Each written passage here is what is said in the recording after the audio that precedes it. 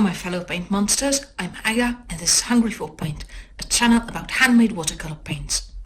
I hope you're having a fantastic Friday. Today I'd like to show you some paints from Wandering Watercolours made by Lauren. This time I decided to make a single video in which I do the swatches and color mixing and a tiny demonstration picture, as I don't have that many colors from Wandering Watercolours and I thought I could pull it off and just make one video instead of two. So this week you're going to see everything. The review, the swatches, the mixing, the demo, all of it. I was lucky enough to win a random color half pan of Wandering Watercolours in a giveaway on Instagram. So I got this, and I also got a sample dot card of Lauren's set Pillars of Creation. I'm super happy and super grateful because this way I could try a nice range of colors and show them to you. And here they are. The set Pillars of Creation was inspired by a photograph taken by the Hubble Space Telescope. It's a photograph of uniquely shaped interstellar gas and dust. It's very pretty. Definitely you should Google it if you haven't seen it. It came with a little printed picture of the Pillars of Creation, so that's very nice. There is no yellow color in the set, which is slightly surprising because in the photograph you can see quite a lot of yellow, but there's not one in the set. I think the half pan I was going to get was supposed to be lemon yellow. That's what it says on the wrapper of the half pan, but there seems to have been a mix-up of some kind, and inside the wrapper that said lemon yellow there was actually a half pan of cinnabar red. So tough luck, but still. I've got 8 different colors that I can show you, and I think it's very nice to be able to try so many. And it was super generous of Lauren to send me the samples. So we've got iron oxide black, pistachio green, neon purple, cinnabar red, neon orange, neon pink, lavender blue and titanium white. And as you can see, there are 3 neon colors in the set, and generally I just don't use neons as a rule. I don't like them, but I think it will be interesting to try them. Now, I spent a lot of time trying to adjust the colors in this video so that they reflect the reality as well as possible, but I was unable to make neon pink and neon orange look the way they do in reality. It's just impossible. They are way more vibrant, they're more intense, they absolutely glow. This was impossible. The rest of the colors look very close to what they really are. So after having swatched all of the colors, my impression is that all of them, apart from the neons, do look a little bit pale. The paints activate well, they flow nicely, they're easy to pick up with your brush, but when they dry, they do look a little bit flat and slightly chalky. The iron oxide black is not very deep. In general, the colors aren't very deep, and to make them more intense you need to layer them, but even then they are not incredibly vibrant, except for the neon orange and neon pink. These glow, these positively glow. They're very bright, they're pretty crazy, at least for me. The only thing I don't really like about them, technically, neon orange and neon pink, is that there are visible and mixed particles of pigment in the paints. You can feel them and see them on your brush, you transfer them to the paper and they're visible on your painting. Clumps of pigments just sitting there.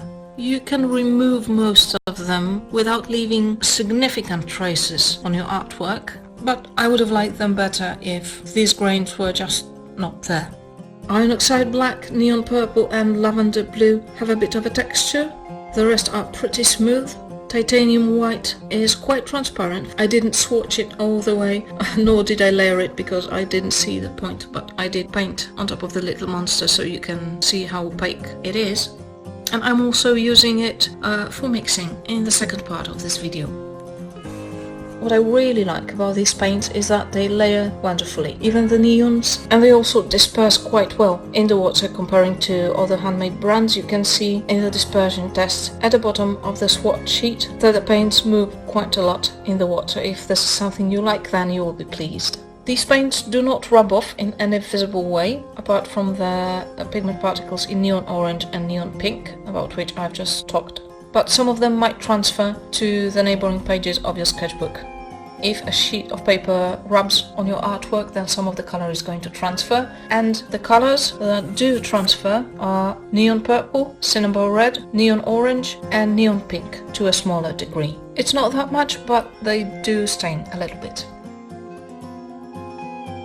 Now, on to the mixing. The range of colors I was able to create was not as wide as usually because of the lack of a yellow, but I think you're going to get a pretty good idea of what these paints are capable of. I particularly like the mixes that Pistachio Green makes, especially with the Lavender Blue. I think these are very nice. Also, neon orange and neon pink together with Pistachio Green create some really nice muted colors. However, the pigment from neon orange and neon pink is not going to mix in fully, and you're going to be able to see pure neon orange and pure neon pink show through in the mix, especially the neon orange. Sometimes you have to look close to see it, but it's there. The mixture of iron oxide black and titanium white creates some really lovely greys. Lavender blue and pistachio green get nicely muted down by iron oxide black. I also tried to make a bit more pastel colors, mixing neon orange and cinnamon red together with titanium white.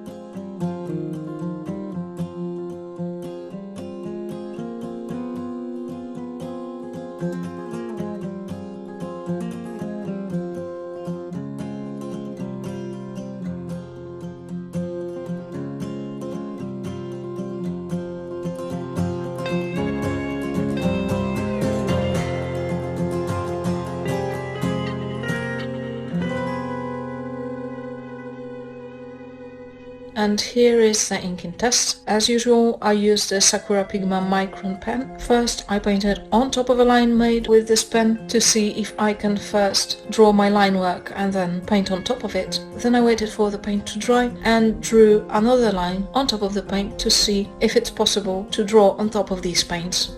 And the answer is you can, however it's not perfect. The line does get a little bit thicker on top of the paint than on top of the white paper, and it does blur a little bit, but it's not very significant, so if it's not detailed work you're going to do, I think you might be alright. You have to judge by yourself.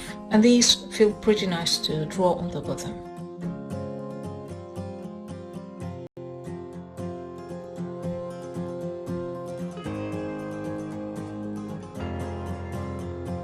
Alright, that's all I got for you today. Overall, these paints are pretty nice to work with. They flow very well, they activate very easily. Some of them are a little bit too pale for my taste, but some of them, like the neon pink and neon orange, are very intense. There are some unmixed clumps of pigment in neon pink and neon orange. Wandering Watercolours glaze very nicely, they layer well, and they do disperse well in the water. If you like watercolors that are active on the paper, then you might enjoy these. I only kind of wish there was a yellow in the Pillars of Creation set so that I could make more varied colors. The set would be much more versatile if there was a yellow in it. But I suppose you don't have to have every color in every set, and you don't need all the 3 primaries in every set you get. Alright, I hope you found this video useful. If you did, press the like button, leave a comment down below. You can always support Hungry for Paint on Ko-fi as well. Make sure to visit Hungry for Paint on Instagram on Wednesday for a preview of our next maker and a chance to guess who it's going to be. And I hope to see you next week. Bye bye!